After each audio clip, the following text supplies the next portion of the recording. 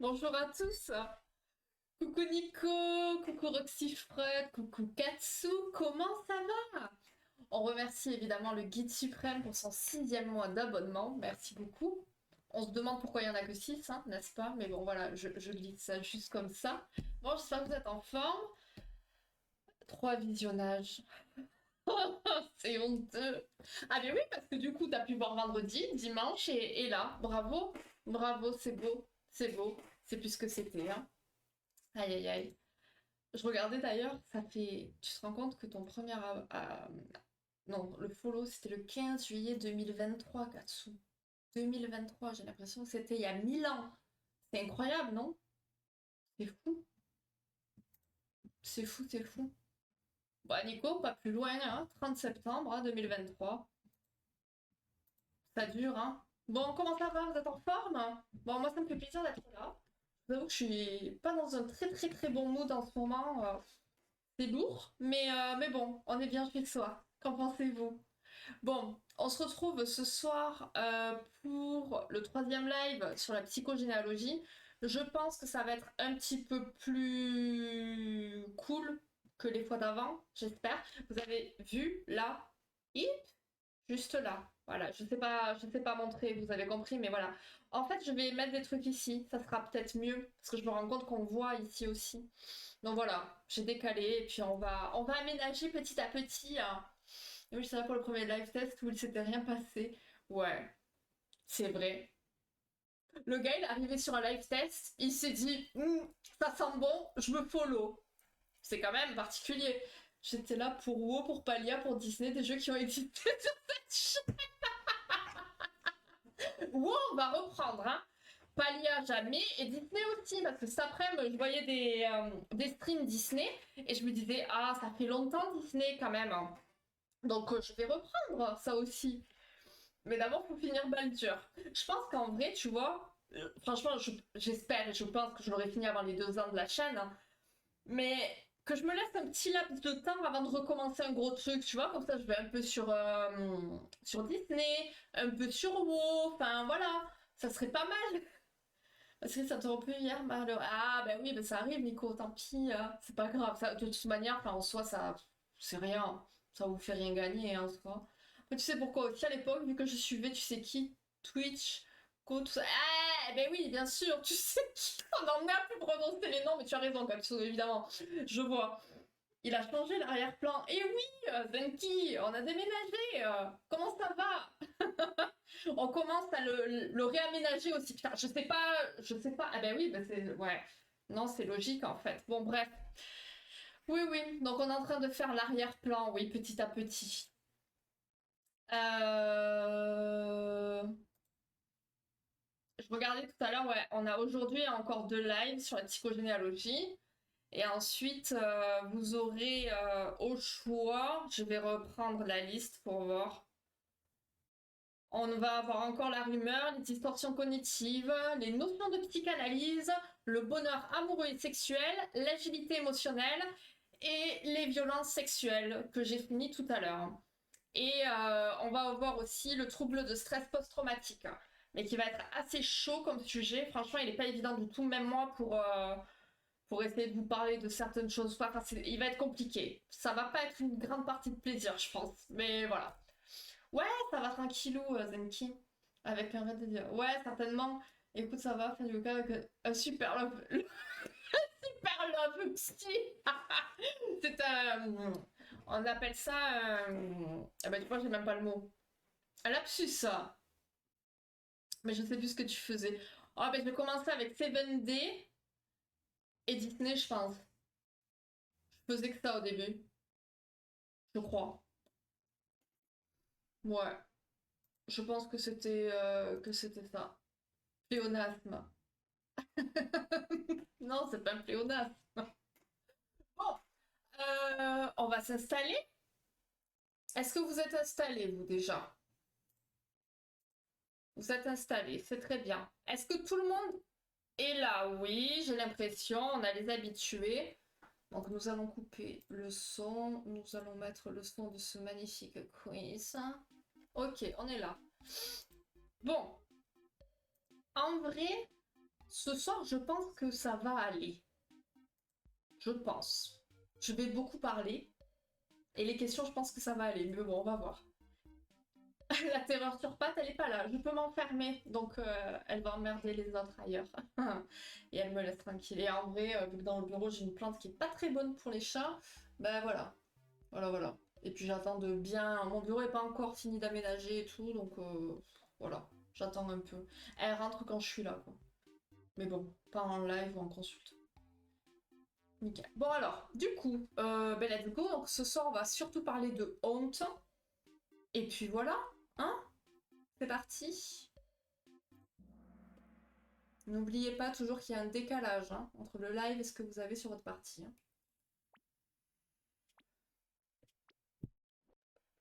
C'est chez toi ça, Katsu? Katsu est dans un film d'horreur. Alors, quel est le lien entre la honte et le secret de famille? La honte, elle permet de créer des liens familiaux plus forts, elle peut entraîner un secret de famille, elle incite à parler ouvertement des problèmes familiaux, ou elle est toujours partagée et ne crée pas de secret. Ah, je vais parler beaucoup. Oh, vous remarquerez, j'ai pris une paille maintenant, vu que je ne sais pas boire. Au moins, normalement, il ne devrait pas y avoir de soucis. Effectivement, on est pas mal. Il y en a qui suivent. Mais alors, la honte incite à parler ouvertement des problèmes familiaux. Alors non, du coup. Mais ça pourrait.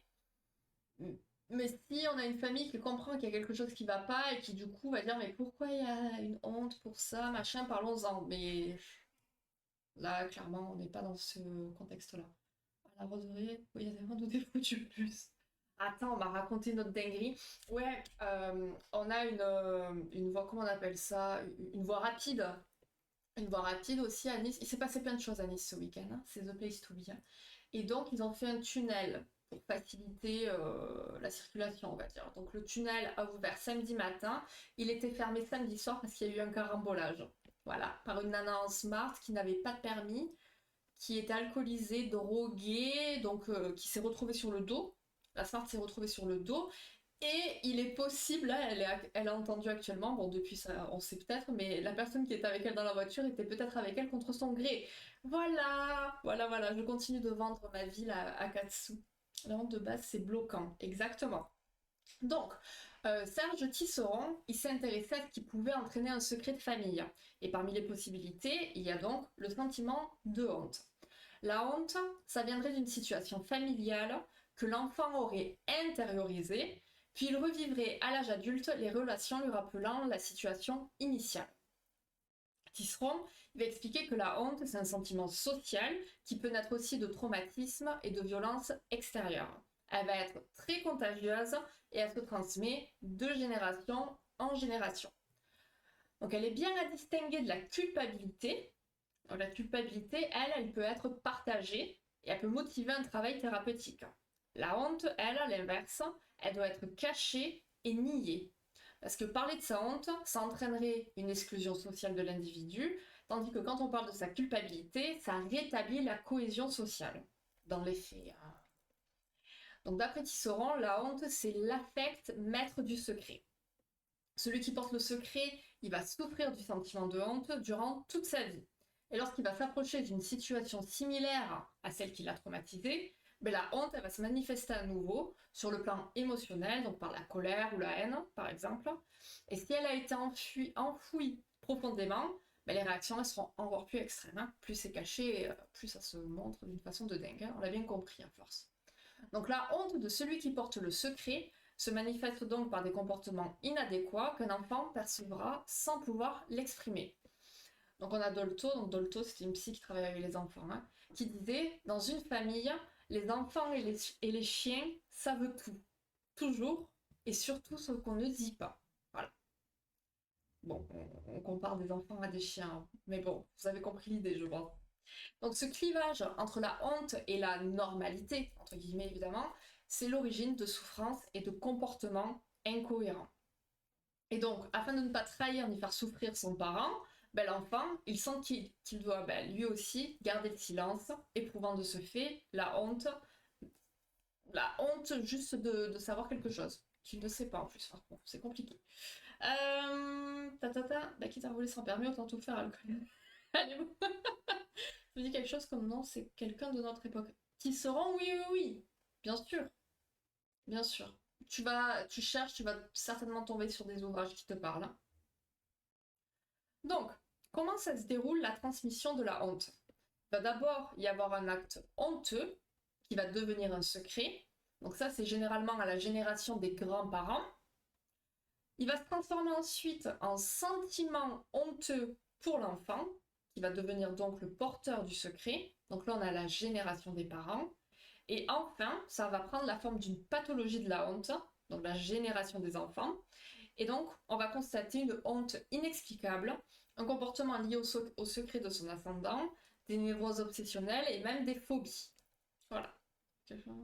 Non, Dolto. Ah oui, Dolto, oui. Bon, c'est plus de l'époque de nos parents, mais oui. Dolto avec un O, que des O. Donc, la honte, c'est une émotion à la fois sociale et individuelle et qui est à l'origine de nombreux comportements problématiques.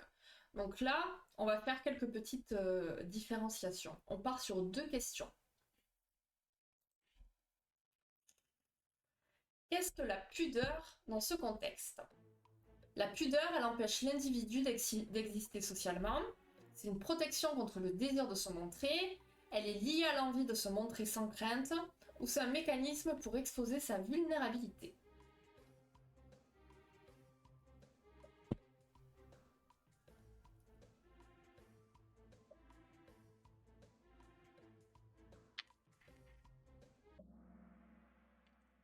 Ok, on est pas mal. Effectivement, la pudeur est une protection contre le désir de se montrer.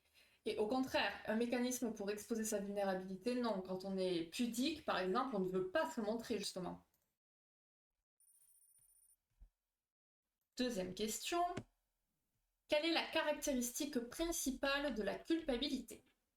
C'est un sentiment de honte lié à des événements non vécus, elle est jamais liée à la conscience morale, elle fait sentir à l'individu qu'il est responsable de quelque chose de négatif, ou la culpabilité empêche toute forme de réparation.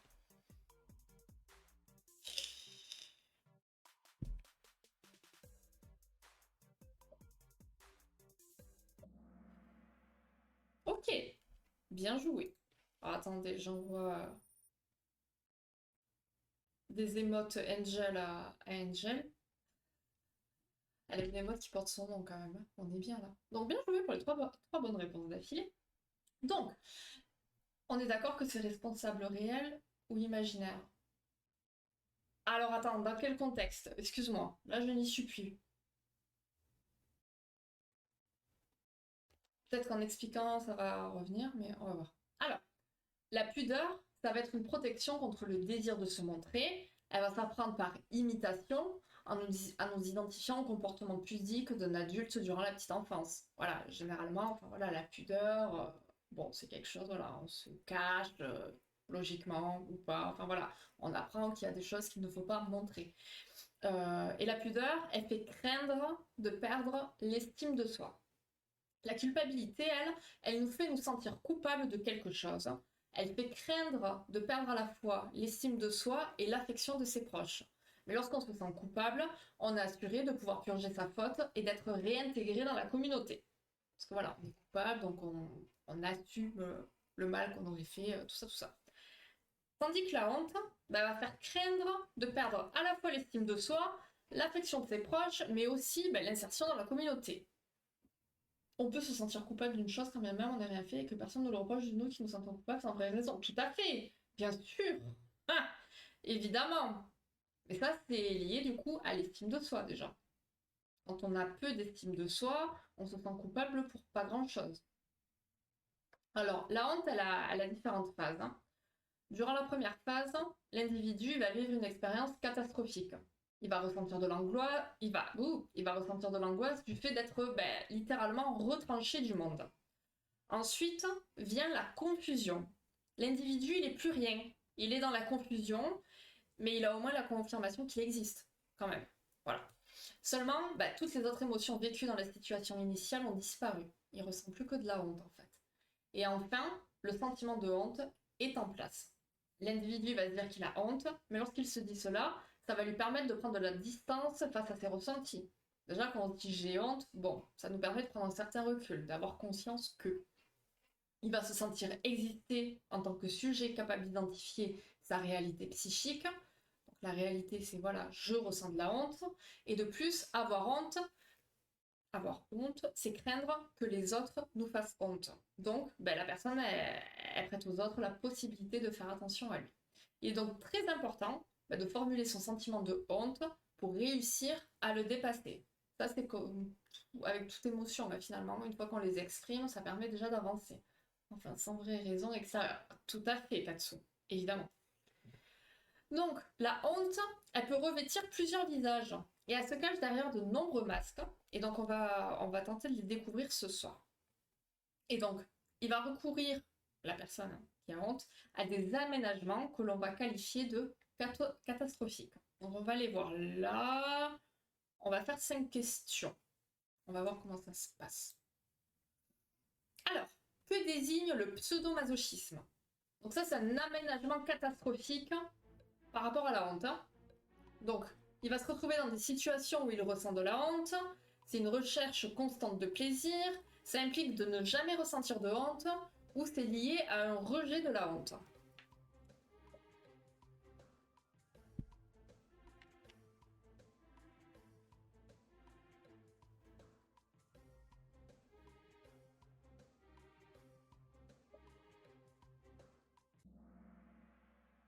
Oula, oui, bon, après c'est normal qu'il y ait un petit peu de tout, hein. C'est pas évident.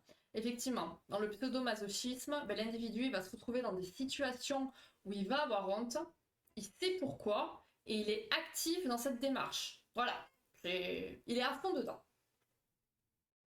Qu'est-ce que la culpabilité généralisée? Donc c'est un autre aménagement catastrophique. Donc ça va être le sentiment où le sujet se sent coupable de tout. Ça permet au sujet de se racheter rapidement. Ça n'affecte que les actes de l'individu ou c'est limité à des événements familiaux spécifiques.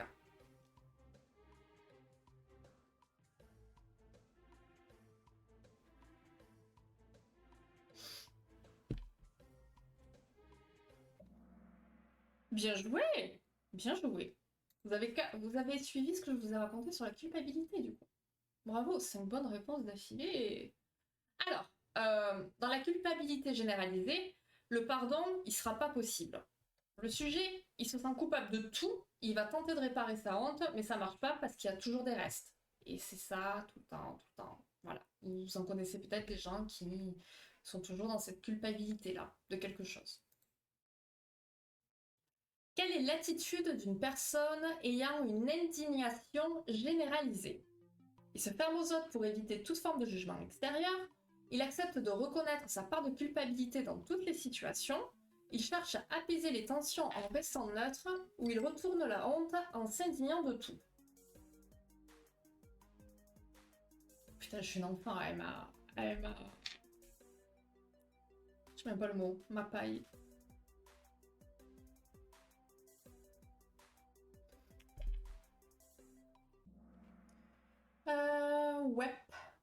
Ouais. Ok, on a perdu quelqu'un. Donc, l'indignation généralisée. La personne, elle va retourner la honte. Par exemple, c'est une honte. Il va s'indigner de tout. C'est une manière, en fait, de couvrir sa propre honte. Vous savez, souvent, quand on parle des autres, on parle de soi. Là, c'est un peu la même idée. En quoi consiste la violence directe liée à la honte? Ça consiste à se retirer des relations sociales, c'est une forme de défense contre des jugements externes, c'est lié à l'incapacité de reconnaître ses erreurs, ou on impose la honte à l'autre, souvent jusqu'à l'agression.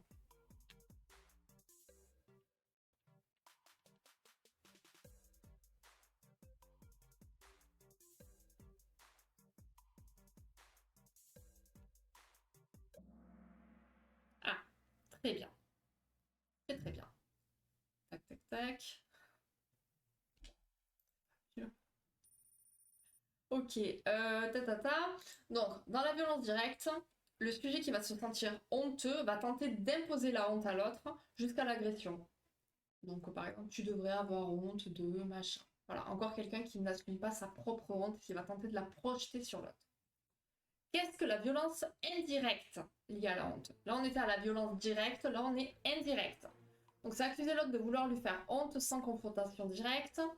Ça consiste à éviter tout contact avec les autres. C'est une forme de communication ouverte et honnête, ou c'est lié à des attaques physiques invisibles.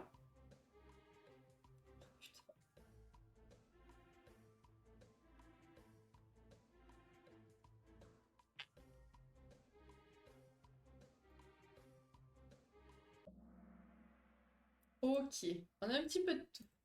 Donc, la violence indirecte. Ici, on ne va pas imposer sa honte à l'autre, mais on va l'accuser de vouloir lui faire honte. Ne me manque pas de respect, toutes ces choses-là. C'est le point de départ d'une violence, mais qui va être exercée par autrui. Et là, je ne sais pas si j'ai d'autres questions. Alors attendez, 1, 2, 3, 4, 5. Ouais, donc on va continuer le petit blabla. Ah, ben j'espère que tu vas vite te retrouver, Nico. C'est embêtant d'être perdu, effectivement. Donc, la personne, face à tous ces aménagements catastrophiques, il peut aussi recourir à des déplacements. Donc, il va rien changer à la honte, mais il va lui donner une cause différente de ce qu'elle avait initialement. Par exemple, on peut mettre en avant une fausse raison pour cacher la véritable. Voilà. Une honte un peu moins grave, une honte qui fasse moins honte, on va dire. Parfois, la personne va se tromper et penser sincèrement qu'une chose lui fait honte alors que c'en est une autre. C'est un petit peu compliqué, on se fait vite des nœuds au cerveau au final. Il y a beaucoup de gens qui peuvent avoir honte sans savoir pourquoi ils se sont imprégnés de la honte d'un autre. Ils vont essayer de trouver dans leur vie une cause à cette honte, mais ça sera une cause qui est fabriquée. Donc ici, on va garder l'émotion, mais on en change sa cause. On garde la honte, on a honte de quelque chose, mais pas de la chose dont on avait initialement honte. Ouh, ça fait des petits nœuds au cerveau, je l'entends. Et donc, on pourrait avoir honte pour 7 raisons. Et donc, on va les découvrir avec le quiz. Alors, quelle est la caractéristique de la honte de comportement? Elle est liée à un acte accompli par soi-même qu'on juge inacceptable. Elle est liée à un acte qu'un autre a accompli. Elle concerne uniquement des actes imaginés ou c'est une honte ressentie sans raison apparente. Donc la honte de comportement.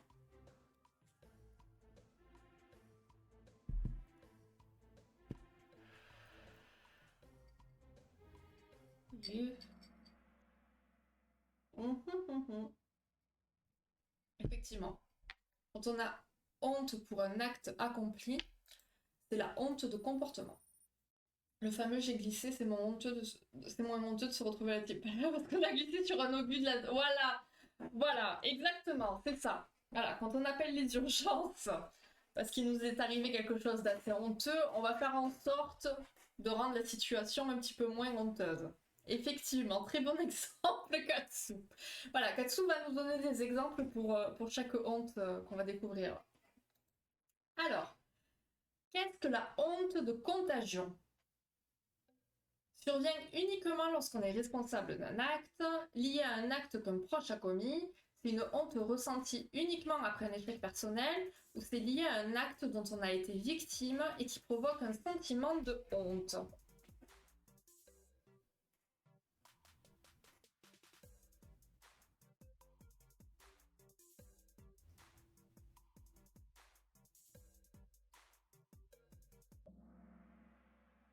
Ah. Mhm.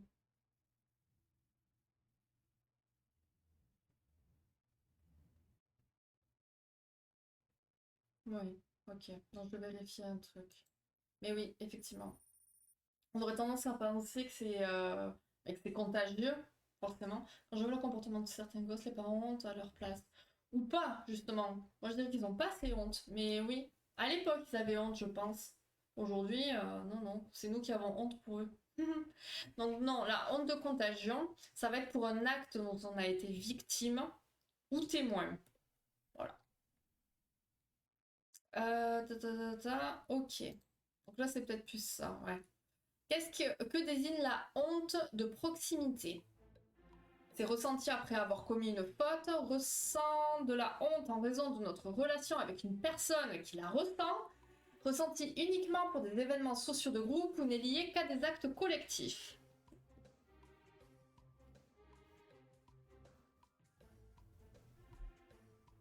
C'est peut-être plus celui-ci qui ferait penser à la honte de contagion. C'est ça. En fait, on va avoir une personne avec qui on a une proximité affective et émotionnelle, et cette personne-là éprouve de la honte, donc on va ressentir cette honte de proximité. Il ou elle a honte, donc j'ai honte aussi avec elle. La honte de solidarité. Ils se ressemblent tous très fortement, je l'entends. Hein. Donc là, ça va être une honte ressentie sans lien avec d'autres personnes. Ça se rapporte à un acte accompli par un proche dont il a honte. Ça concerne une faute que l'on commet pour un autre, ou c'est lié à des événements dont on a été témoin, mais sans lien affectif. Voilà, mais ça c'est un exemple aussi, Nico, effectivement. Mais tu n'as pas à avoir honte ici. On est tous là pour apprendre. Là, ce ne sont que des choses que vous ne connaissez pas. Donc en soi, vous vous mettez forcément en difficulté. Et c'est normal. Le but, c'est d'apprendre, tout simplement. Donc là, on est sur la honte de solidarité. Donc effectivement, on a quelqu'un qui a un proche qui a accompli un acte. Il en a honte. C'est la honte de solidarité. Voilà. En quoi consiste la honte d'expiation? La honte ressentie uniquement pour des actes collectifs. Une personne ne ressent pas de honte, mais nous en ressentons à sa place pour son acte. Ça concerne un acte que l'on imagine qu'un autre a commis, ou c'est lié à la culpabilité des actes que l'on a commis soi-même. On aurait dû mettre un compteur du mot honte pour le live de ce soir, hein, parce que ça y va. Ok, effectivement. Donc la honte d'expiation, ça va être pour un acte accompli par un proche qui n'en a pas honte. Lui, il n'a pas honte, donc on a un peu honte pour lui, en fait. J'ai du mal à voir la différence entre les deux, là. Alors, entre lesquels honte de solidarité. Alors, dans la honte de solidarité, le proche, il a honte. Donc, on a honte avec lui. D'accord. Dans la honte d'expiation, le proche, il a fait un acte dont il n'a pas honte. C'est ça la différence. Entre solidarité et proximité. Ah oui, ok.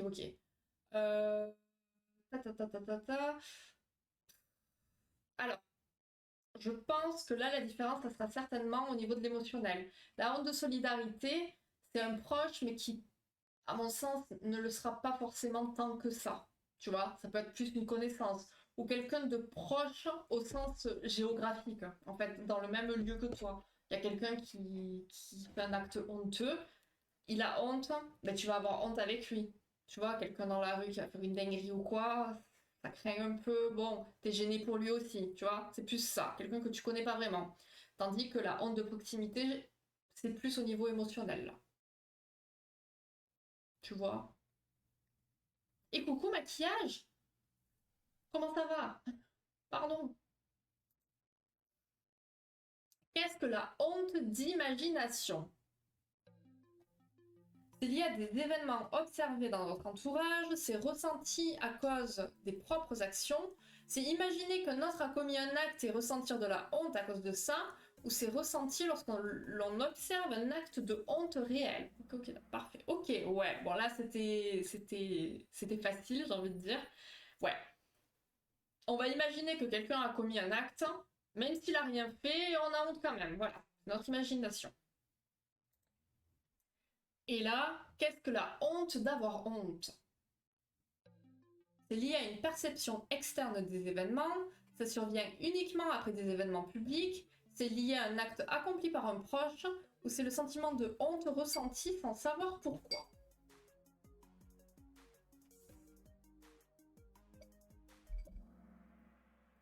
Effectivement. On a honte d'avoir honte, mais on ne sait pas pourquoi. Voilà. Ouh. Donc, là, on va découvrir deux nouvelles caractéristiques. Donc, on va voir que la honte, elle est contagieuse et qu'elle est souvent la conséquence d'un secret de famille.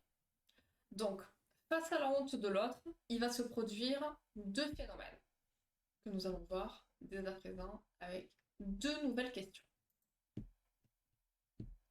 Que ressent-on généralement aux premiers abords lorsque quelqu'un est honteux? On va chercher à ignorer la personne honteuse, on se sent indifférent à la situation, on ressent de la colère envers la personne honteuse, ou on souhaite généralement secourir la personne qui éprouve de la honte. Alors, est-ce qu'on est d'adorables connards ou pas?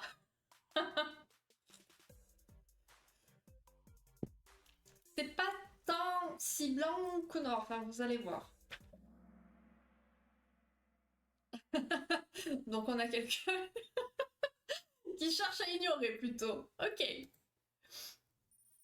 On fait la deuxième. Que ressent-on au second abord quand quelqu'un est honteux? Moi, je dis personne, ah, c'est toi? On va ressentir de la joie à l'idée qu'ils sont honteux. On cherche à nous éloigner sans nous en soucier. On se sent supérieur à la personne honteuse ou on craint d'être à notre tour rejeté par cette personne. C'est là où c'est intéressant le phénomène de la honte et que c'est pas... C'est un phénomène complexe qui est pas si évident. Parce qu'il se passe beaucoup de choses finalement autour de ça. Exactement. On peut se sentir supérieur aussi. Alors on en a un, je sais pas si c'est le même qui nous a mis qu'il avait ignoré l'autre, mais... Faut pas avoir honte à côté de lui. Donc, effectivement, dans un premier temps, on va souhaiter secourir la personne pour lui permettre de dépasser sa honte. Vous voyez, c'est quelqu'un qui a honte, qui est dans une situation assez délicate, on ne peut pas le laisser comme ça dans sa merde, quoi. Mais le problème qui va se poser, c'est que si on secourt quelqu'un qui est honteux, on va craindre nous aussi d'être à notre tour rejeté comme lui par ses persécuteurs. Et ça, c'est un gros dilemme, on le voit souvent. On va prendre, sans parler de honte, mais le phénomène de, il y a quelqu'un qui se fait agresser dans un métro, dans un train ou peu importe où. On a envie d'aider. On souhaite secourir la personne, mais après on réfléchit, on se dit, mais si on m'agresse à moi. Enfin, vous voyez, c'est un peu le même mécanisme qui se passe, mais je me dis peut-être que ça peut être un peu plus clair pour capter. Un autre exemple en tout cas. Donc, pour justifier de ne rien faire, on parle dans le cas de la honte, hein. Pour justifier de ne rien faire, on va se dire, ben, peut-être que sa honte, elle est justifiée, je devrais me mettre à l'écart car il doit le mériter d'une certaine façon. Donc, à ne surtout pas reporter avec l'exemple que je viens de donner précédemment, qu'on soit bien d'accord. Bien qu'il y ait des personnes, très certainement, qui doivent penser comme ça, malheureusement. C'est pour ça que les gens n'interviennent pas quand il faut. Exactement. Moi, j'aime peut-être trop les gens. Voilà, alors ça pareil, c'est un juste milieu, faut faire attention. Après, attention, si on reprend l'exemple que j'ai donné, l'idée c'est pas de se mettre en danger non plus. Attention. Mais voilà, d'appeler les secours, de faire ce qu'il faut. Enfin voilà, on n'est pas des super-héros hein, non plus, mais on peut aider d'autres façons qu'en allant se confronter au danger. On va pas se faire harceler nous aussi. Aussi, exactement, le harcèlement. Tout à fait. Donc on va se retrouver face à un conflit d'ambivalence. Faire quelque chose ou ne rien faire. Et bien, quel que soit le choix finalement, on va être dans la honte. Parce que si on l'aide, on va être associé à sa honte. Et si on l'aide pas, on aura honte d'avoir rien fait. Donc dans tous les cas, on est dans la honte. Super. La cage à Paul Black, voilà. Donc ça, c'est pour le fait que la honte soit contagieuse. Mais elle est aussi, comme on l'a vu, une conséquence de secrets de famille. On l'a répété encore et encore, les secrets de famille sont généralement liés à des traumatismes, comme beaucoup de choses au final en psy. Et celui qui va porter cette blessure, il éprouve parfois de la honte, mais pas toujours. Quand l'enfant, il pressent qu'on lui cache quelque chose, il faut penser aux chiens aussi, les chiens, ils sentent des choses, donc il va imaginer que ses parents ont pu faire quelque chose de honteux. Ça, on l'a vu la semaine dernière, il me semble. Et donc, il va devenir honteux de ce qu'il imagine. Donc là, l'enfant, il va se construire de bonnes raisons d'avoir honte. Donc des raisons personnelles. Par exemple, un enfant, il va pouvoir développer une addiction et déclarer à ses parents qu'ils doivent avoir honte à cause de lui. Voilà, ils ont un enfant drogué, vous devez avoir honte. Alors que finalement, c'est la honte de ses parents, dont il ignorait la cause, qui aura déterminé son destin. Il sent qu'il y a une honte dans la famille, il n'arrive pas à donner une cause à cette honte qu'il ressent, donc il va s'en créer une pour que ça colle à ce qu'il ressent. Donc voilà, c'est assez triste. Alors, ah bah oui, bah voilà. Donc ça te permet de te remettre en question aussi, Nico, tu vois. Pourquoi aider des gens que ça soit toujours dans le même sens. Donc là, on va partir Le sujet de la honte, je pense qu'on l'a assez bien approfondi. Je pense qu'il était pas si compliqué que ça. Je pense que c'était assez clair, j'espère en tout cas. Et là, donc, on passe à une nouvelle thématique. De quoi chaque individu hérite-t-il généralement vis-à-vis de sa famille?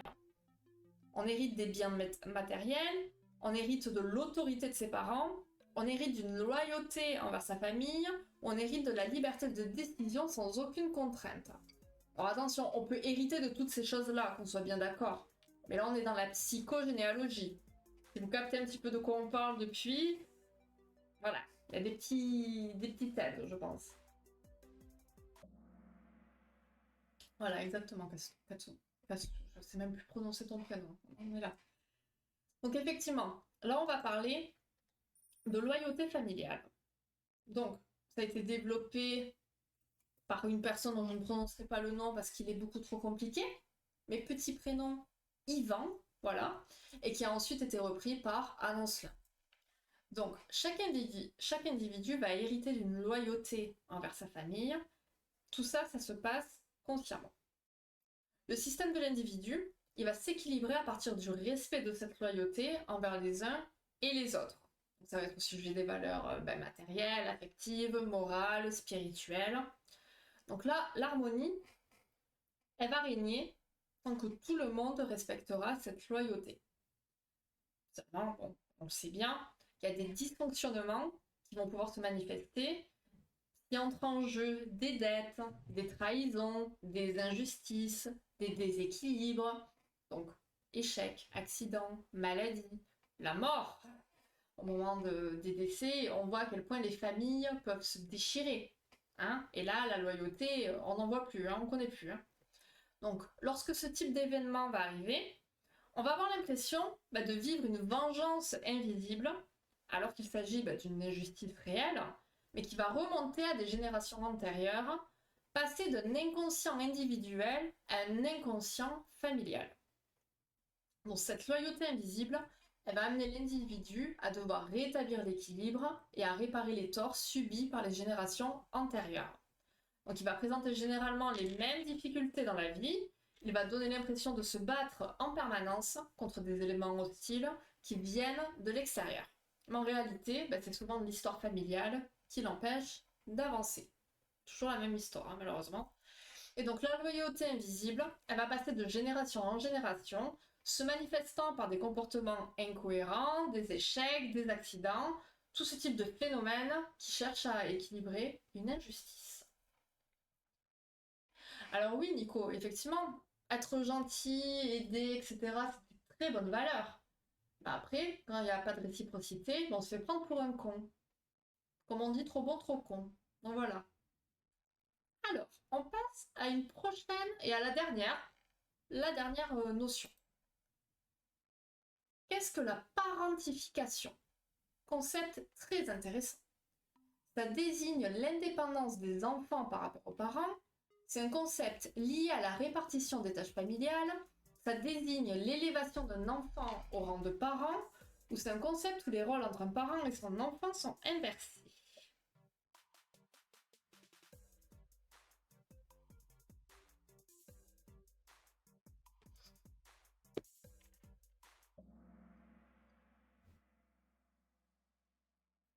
Tout à fait. Je vous fais le blabla et on passe au podium. Donc la parentification, c'est un autre concept développé par notre cher Yvan, qui représente l'inversion des rôles entre un parent et son enfant. L'enfant, en fait, il devient le parent de son propre parent. Il va se charger de sa souffrance. Ça, c'est quelque chose qu'on retrouve beaucoup en thérapie. Des enfants qui sont devenus le parent de leurs parents et des parents qui sont devenus des enfants, finalement. Enfin voilà, tout s'inverse. Et donc, c'est un phénomène qui, à la base, est tout à fait normal dans le développement de l'enfant. Lorsque, de manière temporaire, il va s'identifier à son parent, c'est normal, hein, on grandit, il y a du mimétisme, tout ça, c'est ok. Mais ça va devenir problématique lorsque ça perdure et que ça devient dominant. Donc le développement de l'enfant, il va se figer à cette étape, qui va donc perturber l'acquisition de son autonomie et qui pourra même entraîner par la suite des troubles psychiques, voire parfois même pathologiques. Donc ce phénomène de parentification, il va être examiné sur 3 générations. Si l'enfant, il prend la place de son père, c'est parce qu'il reprend le rôle d'un grand-parent qui a été défaillant dans son rôle de parent. Forcément, le père, il a manqué d'un père, donc l'enfant va prendre cette place-là. Et à son tour, le phénomène il va se transmettre aux générations suivantes jusqu'à ce qu'il se produise un rééquilibre.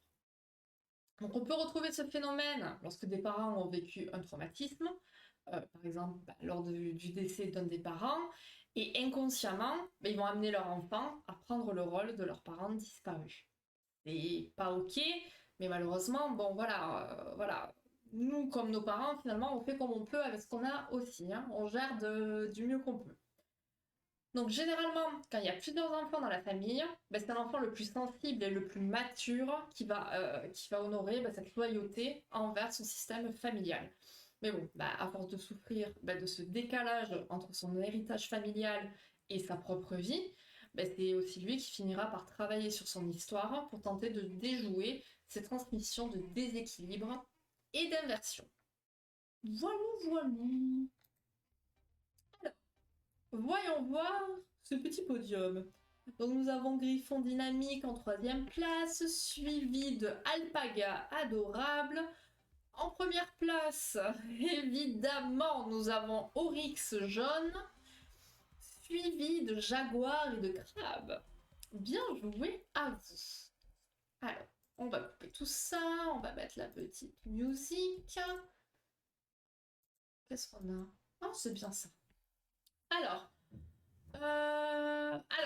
en rigoler c'est bien Nico, mais après il y a, dis-toi que ça, tu ne peux pas être stupide.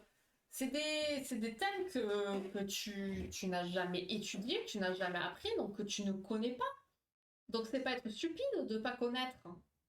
Clairement pas. Donc il faudrait être un petit peu plus sympa avec toi-même. Et quand il y a un schéma à sortir, copier les années plus mais juste d'accord, il doit ça, T'as carrément raison, Katsu. Katsu a toujours les mots parfaits. Qu'est-ce qu'il y a? Eh, coucou, Peyo! Comment ça va? Bah écoute, c'est Katsu qui gagne, comme d'habitude. Hein. Katsu est en forme. Katsu est toujours en forme. Je mange de la glace. Alors, glace à quoi?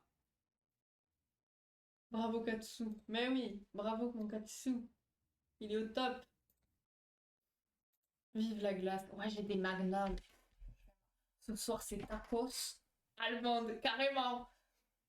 Petit tacos et ensuite petit magnum allemande devant Mario premier regard. Menthe chocolat classique. Ah ouais, je comprends. Effectivement, c'est un classique que je n'apprécie guère. Donc je te laisse tout pour toi, Peyo. Régale-toi bien. Bon, je sais que t'as pas partagé, hein, mais bon, voilà. Voilà.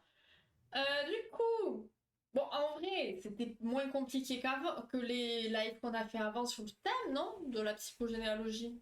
Moi, je trouve que c'était un petit peu plus clair. Voilà, après, je ne sais pas trop, hein, mais bon. Moi, j'aime bien la déco derrière. C'est beau, non? Non. Franchement. Rufiak Dodd, RPZ. Voilà. Non, moi, j'aime beaucoup. C'est un cours de trucs. Oui, le plus simple des trois pour le moment, je le trouve. Bon, très bien. Alors, de quoi on va parler la semaine prochaine? On va parler... Alors ça, je ne peux pas vous le dire parce que vous êtes capable d'aller tricher. Bon, ça va être un peu compliqué. Non, pas compliqué. Mais, ouais, on va parler un peu de... Comment dire, sans trop spoiler. Ça va être un côté un petit peu plus social. Ça va être intéressant. Et justement, Katsu, en fait, j'y ai pensé, tu m'avais posé la question la dernière fois par rapport à l'adoption. Et là, on va en parler un peu. Ce type de magie dans Shadowrun, ça. C'est ça, Peyo. Tout à fait. Nous, jamais. Non. Ensuite, ça, ok. Alors, on va parler de mythes. On va parler du nom de famille. On va parler des prénoms. On va voir un petit peu tous les styles de prénoms et ce que ça veut dire. Plutôt cool. Et on terminera sur ça. Ah, ça va être sympa. Non, la semaine prochaine, ça va être cool. Et ça va être un petit peu plus parlant, je pense, sur la fin. On va parler des prénoms, donc les types de prénoms, les prénoms comme ci, comme ça. Voilà. Et je sais qu'il y a des prénoms que vous portez, vous, là, dans le chat. Ça va vous... Enfin bref, vous verrez. Comme la tourniture. Ok, ok. Ah mais c'est facile ça, si vous avez un nom qui est identique à un prénom, alors vous avez des chances de devenir un tueur en série. Oui, d'accord. Concept plutôt sympathique. Ok, ok.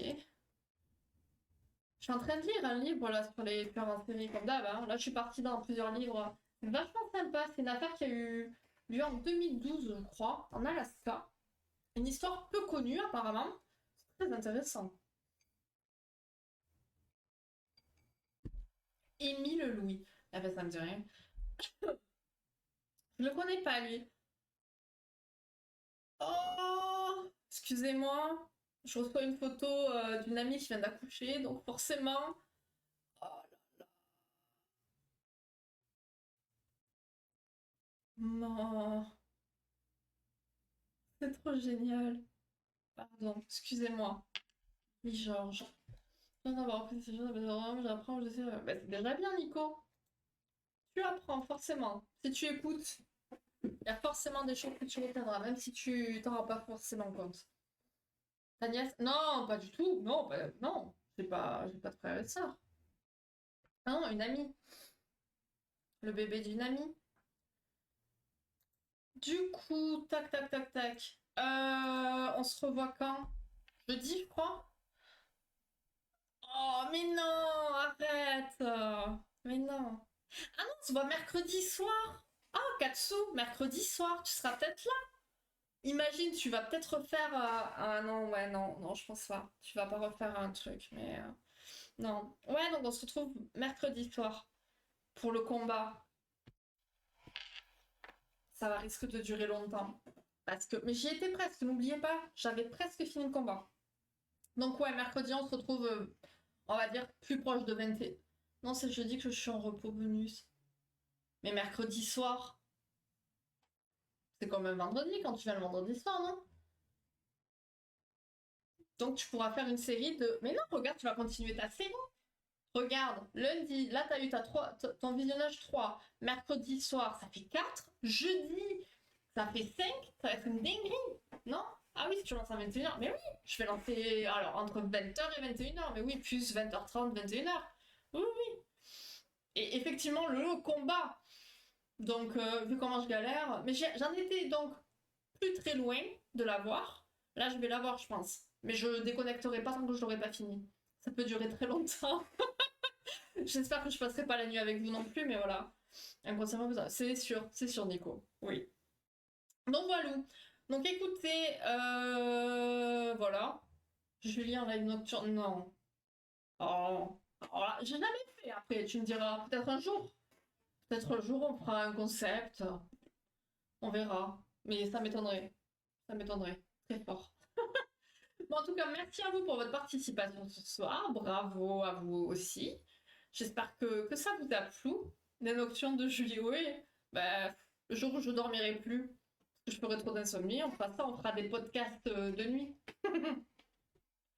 Moi, je vous fais plein de bisous. Passez une bonne soirée, bonne journée demain, bonne reprise à ceux qui travaillent. Et puis on se retrouve mercredi soir, hein, en sponsor. C'est ça, exactement. Toi aussi, Peyo, prends bien soin de toi. Plein de bisous. Julie sur les... Non mais l'autre, sans déconner. Arrêtez, hein. Non, il faut pas que je tombe sur un jeu qui me fasse passer des heures et des heures sur... Non, non, non. Allez, on coupe. Ça suffit. Discussion terminée. Ça suffit. Allez, des bisous. À bientôt de nouveau. J'espère. Mais oui, Peyo, il va être là. Il va être là. On va le retrouver très vite, hein. Les pauses de 3 heures du mat. Non, mais arrêtez. Non, non, non, vous me souhaitez pas du bien, là. T'as déjà dépassé minuit. Si, oui, dépassé minuit, oui, oui, oui. J'ai dû couper à 1 heure du mat un jour. Voilà. C'est trop. Je dors. Bon, bref, moi, faut que j'aille manger. J'ai Mario au premier regard à voir. Hâte de voir ça. Mais tu vas rien voir du tout, toi. Allez, allez. Bon, à de mercredi. À mercredi. mercredi. Je vous fais des bisous. Passez une bonne soirée. Encore merci pour tout. Et puis, à mercredi soir pour le combat. Le combat. Voilà. Allez, des bisous. Ciao, ciao.